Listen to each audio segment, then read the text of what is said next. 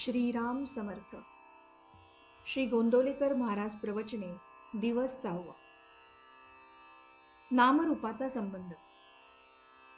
नाम घेत असताना रूपाचे ध्यान आवश्यक आहे का? वास्तविक नाम आणि रूप ही भिन्न नाहीतच, पण आपण नाम हे रूपाच्या आधी असते आणि नंतरही असते. नाम रूपाला व्यापून असते. राम जन्माला येण्यापूर्वी वाल्मिकींनी रामायण लिहिले आणि रामाने मागाहून जन्म घेऊन त्यात वर्णन केल्याप्रमाणे आचरण करून दाखविले. म्हणजे रूप अस्तित्वात येण्यापूर्वी नाम होते आणि रूप गेल्यानंतर आजही नाम शिल्लक आहे. देशकालाच्या पलीकडे जे कायम टिकते ते सत्य होय. प्रत्यक्ष आकाराला आलेली अनेक रूपे नाहीशी झाली तरी त्यांचे नाव टिकून राहते. म्हणजे नाम हे देशकालाच्या मर्यादेच्या पलीकडे असते. म्हणजे ते रूपापेक्षा जास्त सत्य असते. जे सत्य आहे ते श्रेष्ठ असलेच पाहिजे. तेव्हा नाम घेणे ही गोष्ट मुख्य आहे.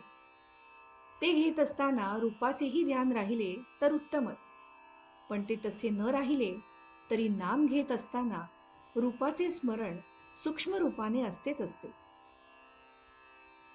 समजा एका गृहस्थाच्या घरी राम नावाचा गडी आहे. तो गृहस्थ राम राम असा जप करीत बसला आहे, पण त्याचे लक्ष राम रूपाकडे नाही.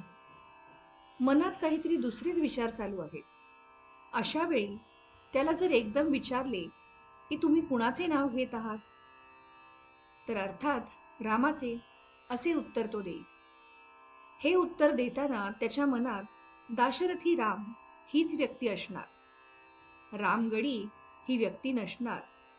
याचाच अर्थ असा की नाम घेत असताना रूपाचे ध्यान सूक्ष्म रूपाने आत जागृत असते.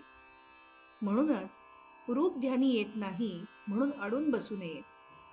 नामस्मरण करण्याचा अट्टाहास हा ठेवावा, त्यात सर्व काही येते.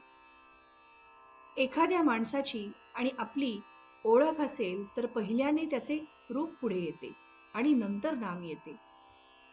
पण आपली त्याची ओळख नसेल आणि आपण त्याला बघितलेला नसेल तर त्याचे फक्त नाव येते.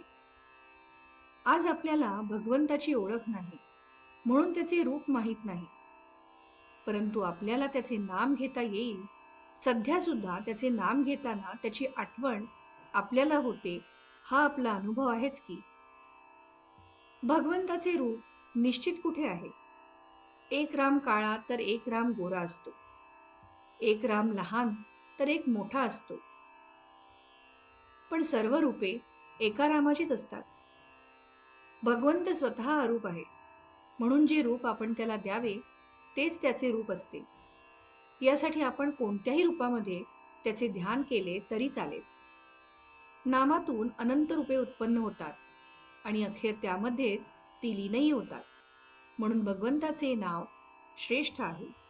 हे त्याचे नाम तुम्ही आवडीने अखंड घ्या आणि आनंदात राहा. तात्पर्य: दानात दान अन्नदान, उपासनेत उपासना सगुणाची उपासना आणि साधनात साधन नामस्मरण. श्रीराम समर्थ.